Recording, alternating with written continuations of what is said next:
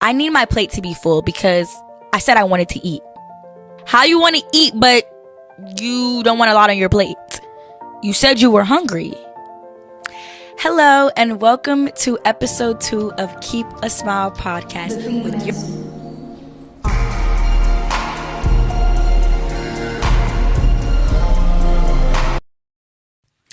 Hello, and welcome to episode 2 of Keep a Smile podcast with your host, Charisma Aaliyah Solomon.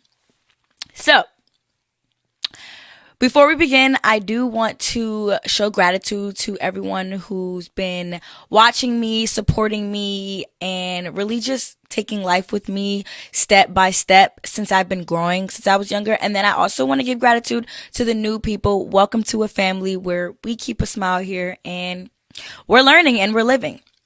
With that being said, I hope you guys really enjoyed episode 1. I enjoyed episode 1 myself, and I can see that episode 1 was doing way better than I expected. So I appreciate and love all the love that you guys show and give to me every day throughout these episodes and throughout this growth process of my podcast launching.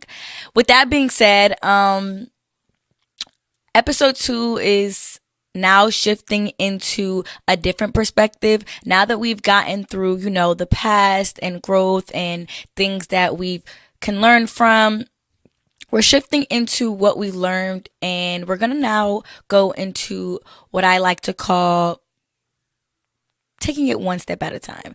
In other words, patience. You know what I mean? Like today's episode, we're going to talk about patience and things of that nature. But before we jump in, I want to let you guys take this moment to go ahead and like, share, comment, subscribe, and make sure you subscribe to my vlog channel. It'll be in the description box down below. I haven't posted in there in a minute, but I'm going to start back posting mini vlogs over there. Here, we're going to focus on just the podcast. Now, before we get into the nitty gritty, I just want to sit back and just say, how has your week been? How has November been treating you? It's the first week into November. October was a blast. Don't get me wrong. Last week was Halloween and I was tore up to the floor up. I can't even lie. I had a blast Halloween. If I can go back and do it again, I would. Now we're shifting into November, and in November, I want everything to be new. Hence on the end in November, everything is just new. And when I mean new, it doesn't mean fresh starts anymore. It just means something that's different, something that feels different, something that looks different, whether that's new clothes, whether that's new hair, whether that's a new job, something new, new blessings, new prayers, new people, and new lifestyle. So that's what we're going to embrace within this month of November. I think this episode is going to drop in November. I'm not sure if I was going to do once a month or twice a month, or y'all let me know how often I should drop a podcast video, but I don't know. I'm just going to drop them as I see fits and what best works for me and my schedule, because you guys do know I do work and I've been working every day back to back. I even picked up a Saturday. I'm not playing. Your girl's not playing, especially because Christmas is coming. My birthday is coming. It's so much new things that I want to do. I want to travel. I need to see the world. So I need more money in my pockets. I don't know about you guys, but I'm trying to get up out of here. With that being said, what's going on? Wait, actually, talking about traveling, who is stuck somewhere? What is going on? I seen Jamaica had a hurricane. I seen the airlines were getting shut down. My friends were just in Houston and they were supposed to leave Saturday morning, I think, and their flight kept getting delayed. And it's just I guess we don't have any air traffic control workers, or they're not getting paid. This government is still shut down to this day. So I really don't want to go into politics in that nature, but you guys do know I did go to school for some time for politics, political science major, and that was just something that I was always and have always been interested in, is just politics and government stuff. But now it's getting a little bit too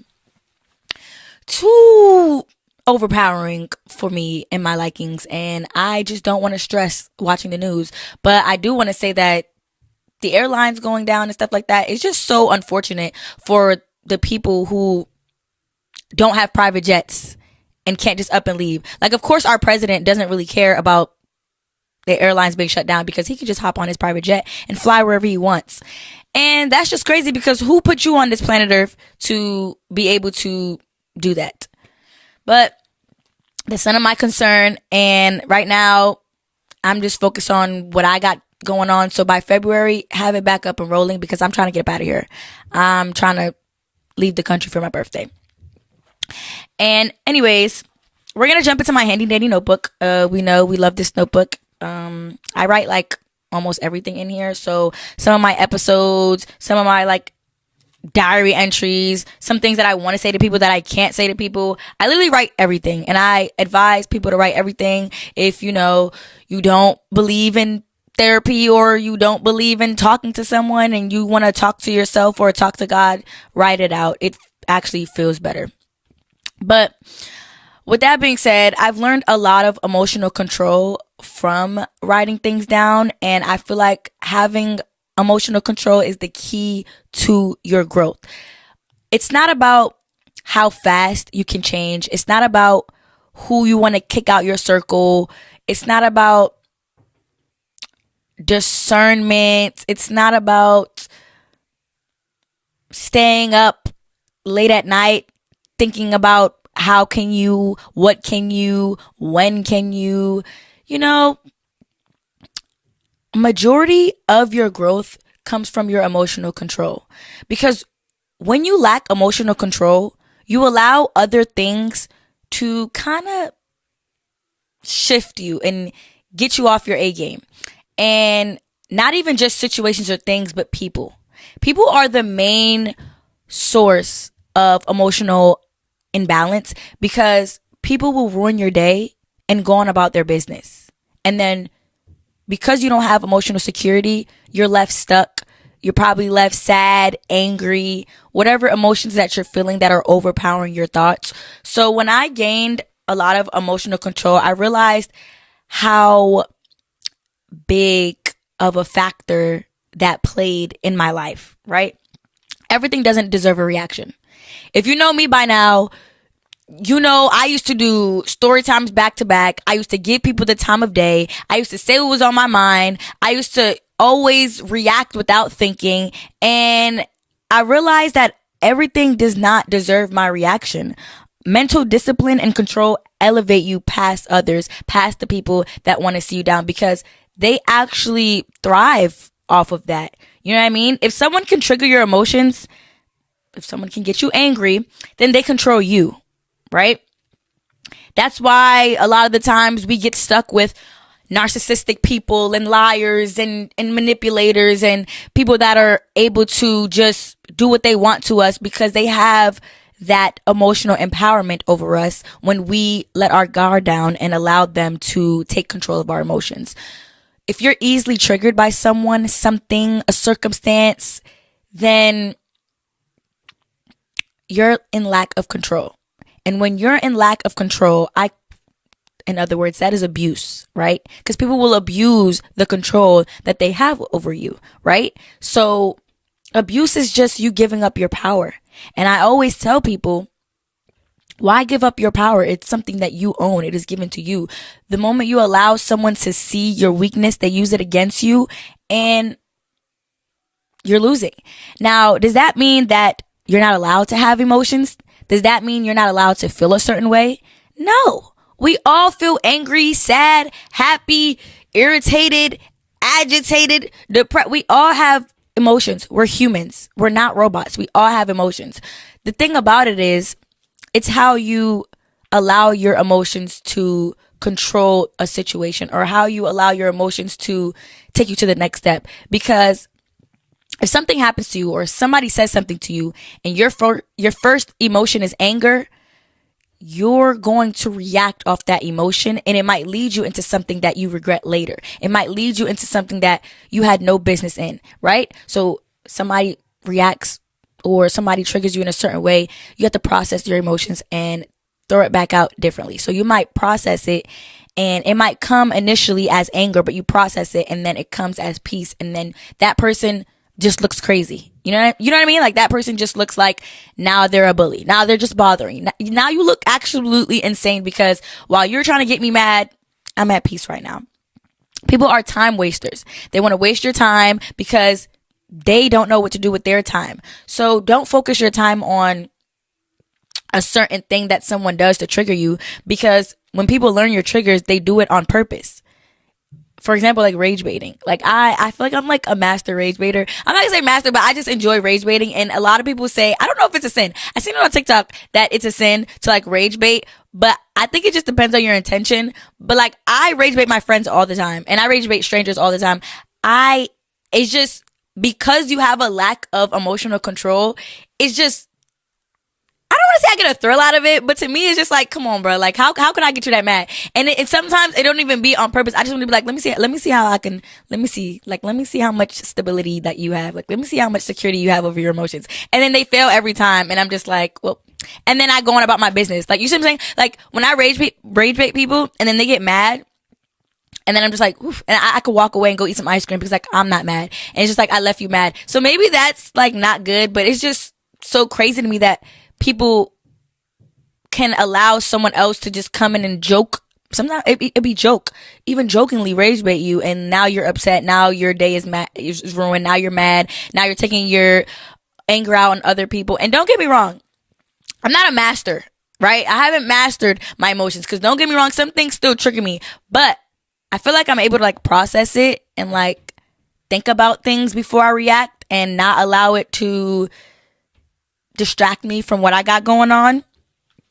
So be mindful of your emotions. Be patient with people, right? Because patience is a virtue, and patience is kind of like the key to mastering your emotions, because you have to be patient with yourself. You have to be patient with the other people. You have to be patient with the situation. You have to be patient with time. And trust me, I know patience is so hard to master because you want it now. You want the person now. You want the money now. You want the job now. You want the freedom now. You want the growth now. We all want it now. If it could be right now, we would all have it right now. But it's not that simple to say, I want this right now, and it appears. You have to be put into position. You have to be put into trials to have, to want. Oh, I want to be more kind. Well, let's put you in position to be kinder to others. Let's put you in front of mean people. Let's put you in a room, in a box with people who are so unkind. Are you still triggered to be kind? These are just tests to see, to help you grow, to help you succeed. I realized with working with kids, exactly, right? Kids don't really know patience, right? Kids just know go, go, go. I want it now. They don't have patience. That is one of the main things that I feel like I try to instill and teach the kids at a young age, because they have no type of patience. I have this one kid, mind you, I feel like for the past months, I'm like the night, they get over on me. The kids get over on me. They know that if Miss K says this, she not following through. Miss K say I can't go to recess today. If I'm on her good side for the next 2 minutes, I can go to recess. Then I finally put my foot down, because there's this one kid who gets, you know what I'm saying, just gets under my skin. But I love him, man. But like, he was doing something, and I was like, okay, you're going to sit out at recess today. And he was like, okay, for how long? And I didn't want to tell him how long. I'm like, for as long as I say that you need to sit out, because, you know what I'm saying? So when he sat out, I kid you not, he was sitting there for 30 seconds, like 30 seconds to a minute. He was like, Miss K, can I get up now? Miss K, can I get up now? I'm like, no, you have to sit there. And maybe I made him sit for all of 2 to 3 minutes. But that 2 to 3 minutes to him probably felt like hours watching his kids play. And it's because he had no patience to actually sit there, think about what he's done, why he doesn't want to do it again. And, you know, majority of the times kids don't know patience because they're always in a rush. Kids just know, in a sense, kids just know, oh, I did this, I'm going to do this. I try to teach the kids patience, because that is something that you have to instill in yourself in order to realize a situation, to sit back and allow your emotions to calm down and allow your thoughts to process. Patience, right? In 1 Corinthians, that is where God describes love as patient. The first word he used to describe love is patient, right? And, he says love is patient, love is kind, love isn't self-seeking, love endures forever. You don't have to keep records of people who hurt you or did you wrong. You can allow that person to grow. But in order to allow that person to grow and allow the history to not hurt you anymore, you need to be patient, right? Patience is the first thing on God's list when he describes love. And God is love. So if I'm connecting the dots here, that means God is patient. And I love reading this verse because over and over again, it reminds me how throughout my life, when God was trying to shape me into this woman that I am becoming, and I was just off the chain, going off track, doing whatever it is I wanted to do, self-sabotaging his plans for my own needs, I realized how patient he was. Every time I messed up, or every time I didn't see what he had for me, or every time he put me in the right position and I would fall off the grid, he was patient with me. And in order to become a better person and be more like God, we would have to endure patience every day. Whether it's with kids, if you have kids, whether it's with your job, your boss, whether it's with the business that you're trying to grow, whether it's just a simple plan or a thought process or your mental health, you need to be patient and you need to allow things to flow. Okay? We don't want to rush the process because rushing gets you lack of control. And right now we want control.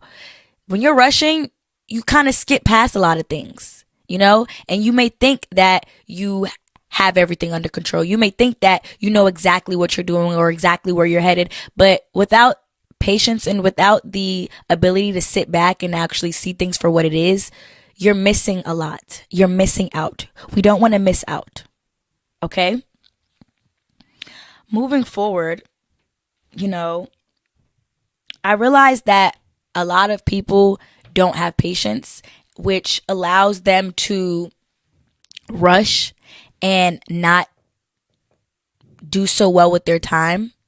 And I was like, I don't want to be around time wasters.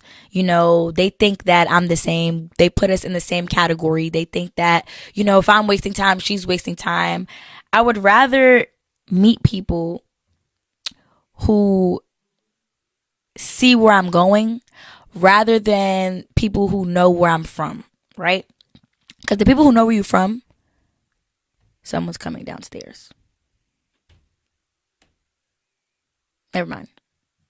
Thought I heard someone. The people who know where you're from, as far as like your hometown, the people you grew up with, the friends around your circle, they see you and know you from the perception of your past, right? And I can't grow because you're reminding me of someone who I do not want to be. Now, when you say that, you think in your head, well, then maybe I should just erase everybody from the past. Maybe everybody needs to go.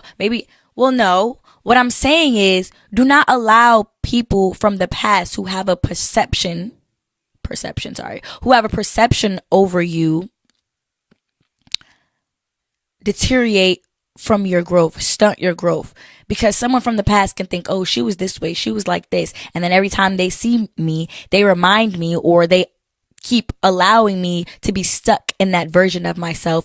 And they don't even see the fact that I'm not who you think I am. There's so many people from my past who expect me to show up as who they remembered me to be. And it's just like, I'm not even gonna lie, you don't know me anymore.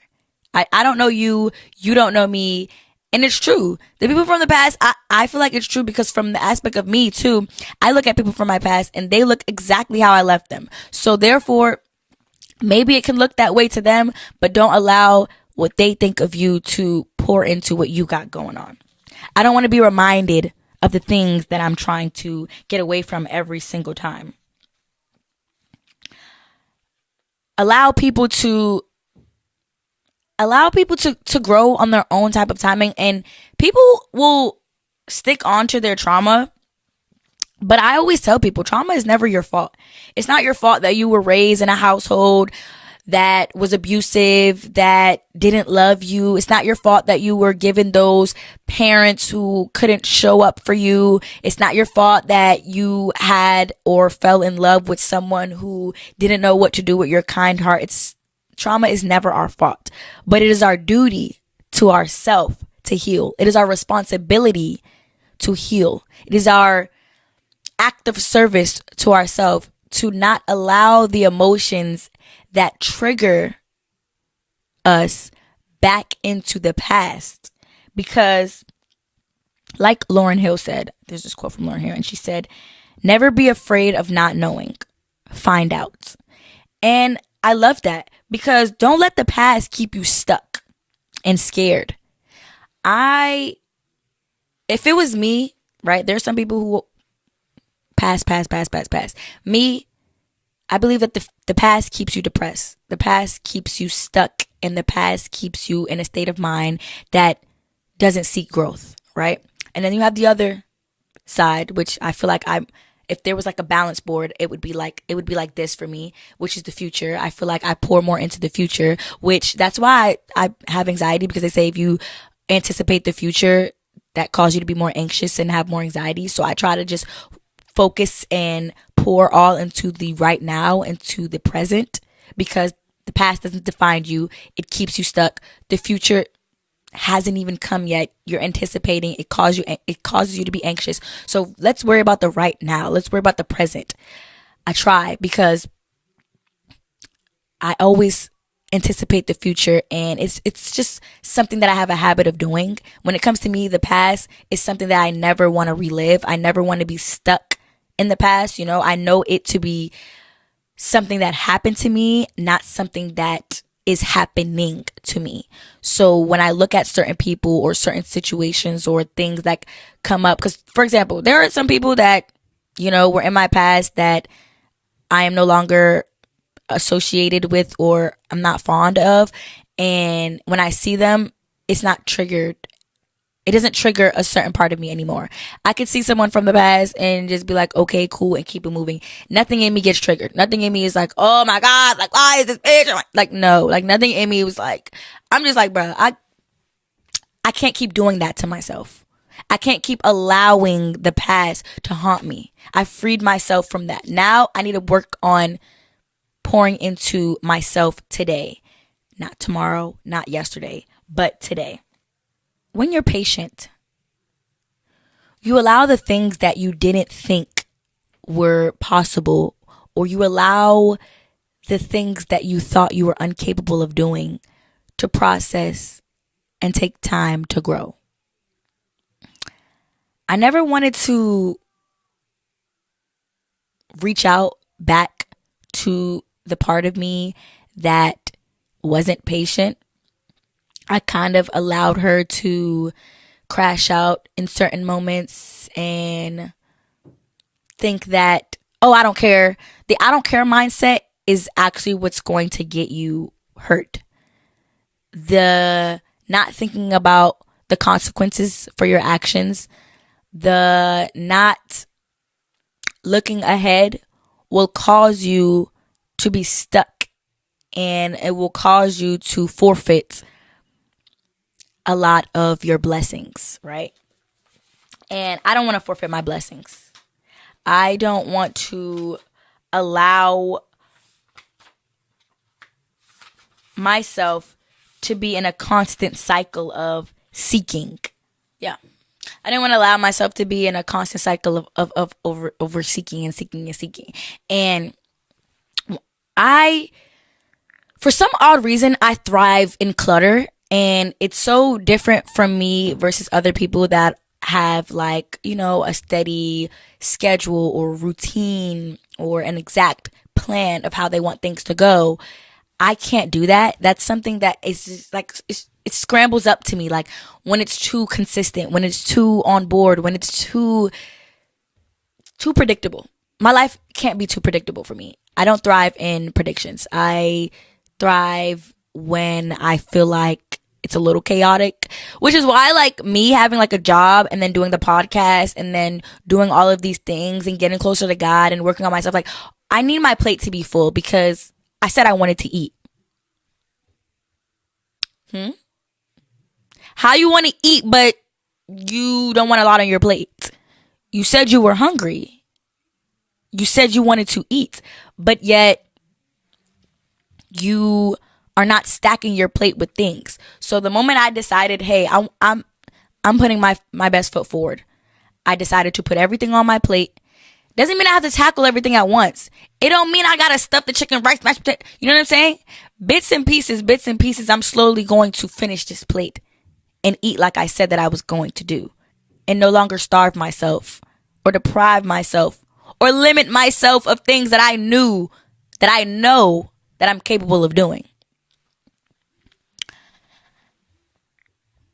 I saw everyone's comments, DMs, feedback, backlash. I got everything from episode 1. And I want to say that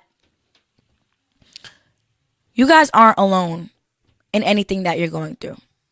Though no one can feel exactly how you feel because no one was in your shoes ever. No one was walking in the skin that you have, with the mindset that you have, with the lifestyle that you're living. Even your siblings who grew up with the same exact parents in the same exact household all have a different perception of life. All have a different view. Only you can understand you. But sometimes you can relate to others. Sometimes there's somebody whose story just sits so right with yours. You know what I'm saying? Sometimes somebody says something and then your soul just lightens up. And I realized that a lot of people have yet to find the things that light up their soul, have yet to find the people that light up their soul because they're confused, because they've been hurt so many times that they don't believe, that they see a repetition in people and think this is the end. I already know. You meet someone and you see repetitions and then you already think you know the ending. When in reality, if it was the same person you met in someone else, that means you didn't grow from the last time. Because growth don't come with the same people. And I'm going to tell you this now. And I am literally going to tell you this right now. Growth does not come with the same people. Growth does not come with the same circumstances. Growth does not come with the same outcomes. Growth does not come with the same situations. When you are growing, when you are patient, and when you are kind, you don't get dealt the same cards anymore. You're not handed the same playbook as you had before. So when you think, oh, why am I still in this predicament? Why do I keep meeting these same people? God, why me? Why me? What are you not learning? What are you not possessing from these situations that happen to you? Because if you don't learn, you're going to have to do it again. You fail the test, you have to test again. You know what I'm saying? You don't just get to fail the test and then go to the next grade. And that's how life is. So when you do grow and you are out of the certain situations, you don't get handed the same things. Maybe it is things that are relatable, things that seem the same. You might get dealt one boy that was so toxic, this, down, a third, and you could read him up and down. And if it was given to you again, you're going to know exactly. And then you get somebody who's like the opposite, but underneath the same. You have to go through processes. You have to go through people. You have to go through life to get through life. Stop tearing yourself down. Like that's like my biggest pet peeve of majority of people is like the things that they say to themselves and about themselves. A lot of the kids that I work with, they say things about themselves and I dislike it. This is the top 3 things that the kids say. I hate my life. My life is horrible. I'm the worst person. Like they come at themselves like, oh, I'm such the worst person. And they say like, I don't want this life. Like I hate my life is horrible, all that. I tell the kids all the time, stop speaking that over your life. And then when you ask them what's the problem, it's so dramatic. Well, he yelled at me, so that means no one talked to me today in lunch, so that means like I have no friends and everyone hates me and my life is horrible and I want to go home. And me being the adult, which is why I love adults, because they have so much wisdom and they have so much experience with life. Like me being the adult, I was 9 years old before. I thought I hated life then too, when nobody would talk to me too. And now me being 23, looking back, I'm like, come on now. It's literally not that serious. So imagine someone who has more experience than me. And when I have a dramatic response to something and they're looking at me like, come on, girl, it's not that serious. And when I say someone, I really be talking to my future self. I'd be like, what? Imagine my future self talking to me now like, girl, is it really that serious? Like, just be patient. Like, calm down. You gonna get through it. Like, that's all I be trying to tell the kids. Like, calm down. Take a breath. You gonna get through it. It is not the end of the world. If somebody doesn't want to be your friend, if they don't want to sit with you at lunch, come sit with me. Find somebody else to sit with. But it's just, with kids, it's just so dramatic. They think everything is the end of the world. And I remember I used to be that girl who thought everything was the end of the world. And thank God I had people in my life. I had parents, I had grandparents, I had people who would literally put a mirror up to myself and show me that it's not the end of the world quickly, like this. You know how many times I used to be like stressing in Atlanta for certain reasons, and I used to think, oh my God, like it's the end of the world. Like I can't do this. And I would like call my grandparents, especially my grandparents or like my mom, and I would explain to them the circumstances, and they'd be like, girl, we're gonna get you out. Girl, you doing too much. It's just that. And I'd be like, well, don't be the end of the world for them. Like, when you tell people what's happening to you, when you actually speak, even if you write it, if you speak, if you don't want to talk to people, like I said, if you start to actually say out loud the things that you think are the end of the world, and then somebody else comes in and gives you a different perspective, then you look at yourself like, wait, am I doing too much? Did I say I wanted to take my life because I couldn't do this, or because this person didn't want to be my friend? Did I say that I am not capable of being here because this person broke up with me? Come on now. Then you look back and you're like, no way I was being that dramatic. No way somebody has that much control over my emotions that I have to look at myself as if I'm not worthy enough. You are worthy enough. I'm going to tell you that your life has purpose, has meaning. That's why we're all here. Figure out what it is and don't allow somebody else to figure it out for you.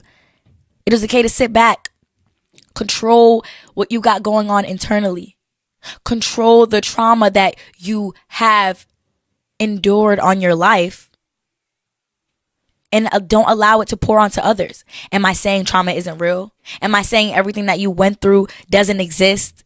Am I saying that the things that happened to you as a child doesn't matter or we don't care? No. It matters. Your trauma matters. What you've been through matters. Your experiences matter, which is why I'm saying, because it happened to you, it is for you.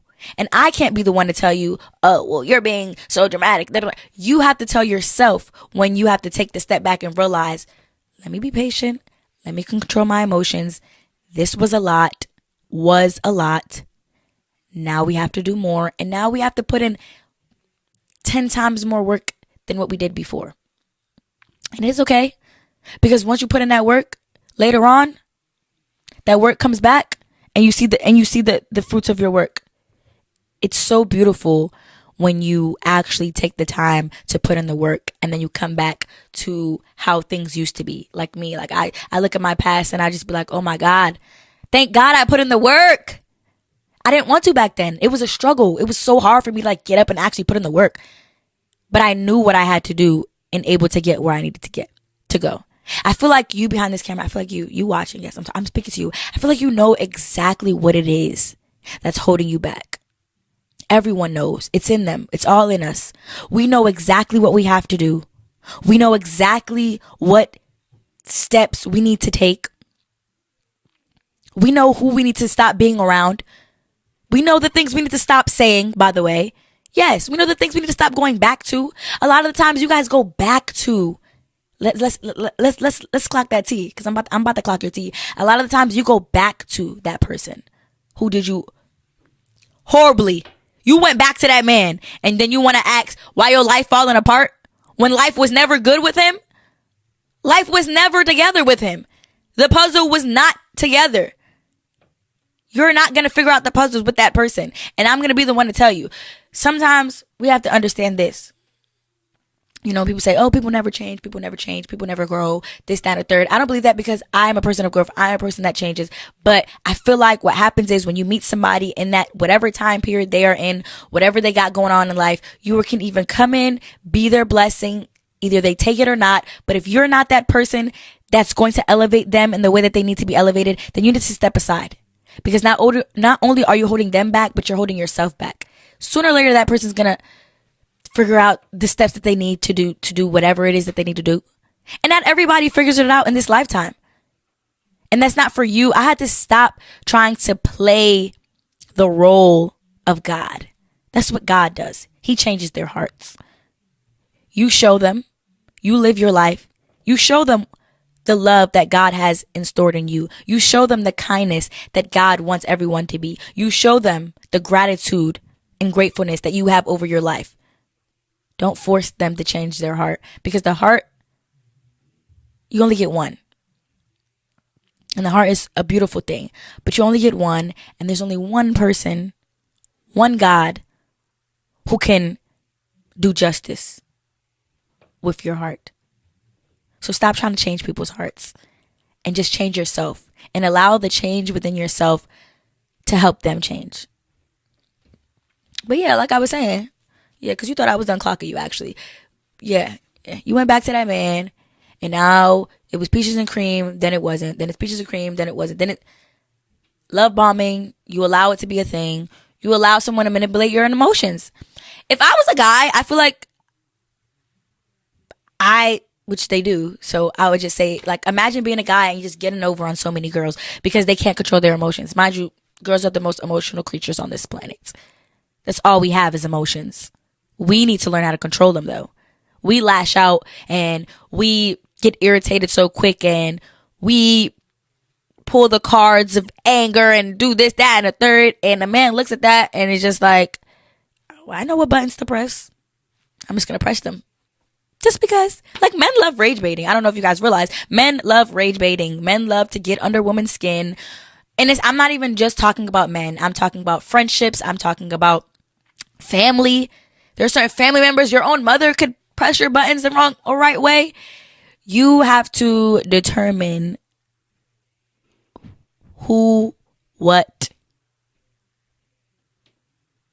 when you want to allow someone or something to push your emotions button. Because once your emotions are intact, a lot of times, what I found best to do for me is, like, I completely shut down. I don't know if this is a good or bad thing. It's the Aquarius in me. I don't really know. But I completely shut down when I realize I'm getting emotionally overstimulated. Like, if I could see I'm about to lash out, or I can feel it. I can feel it. You can feel it when you know you're about to lash out. I don't know why y'all be trying to act like you just have to say everything that comes to your mind. You just have to react on everything. You can feel it before it happens. Quiet before the storm. You can feel it. So the moment I feel myself getting worked up, take a step back and I'm quiet. And I'm like, let me go by myself. Let me get away from these people before I crash out. Let me be quiet. A lot of things where I tell myself in my head, let me be quiet. You know how many times I have to tell myself that? Let me be quiet for a lash. I work with these kids. You know how many times I be wanting to cuss them out? They be talking back reckless to me. And I have to be patient. There are some kids that talk out the neck to me. The older kids, they talk out the neck. If I be like, get off that chair, they get on the table. Well, you didn't say get off the table. I really want to be like, and I'm about to, you see what I'm saying? Or if I be like, are you listening to me? Do you hear what I'm saying? I hear what you're saying, Miss K. I heard you the first time. Like, I really want to, but I have to realize these aren't my kids. And I have to be patient and I have to sit back and be like, oh God, give me the strength not to backhand my child today. Because it'd be so disrespectful. But the same patience, like working with kids will teach you patience. Having kids, I'm pretty sure having kids, I don't have any I don't have any kids, but I promise you, if I had kids, I feel like I would learn patience like this. Like, you just have to have patience with kids. If you don't have patience with kids, you're not going to survive, because kids just trigger and push those buttons, and sometimes it's purposefully and sometimes it's not. But with people that know you, and with people from your past, it's on purpose. They know what, when, how to say whatever it is. You have to have that emotional stability. That's all I'm going to say. That's what today's episode, that's what I want you to endure this month of November and new. Allow yourself to create a new boundary for your emotions to be played with. Set up them boundaries for your emotions to be pushed around.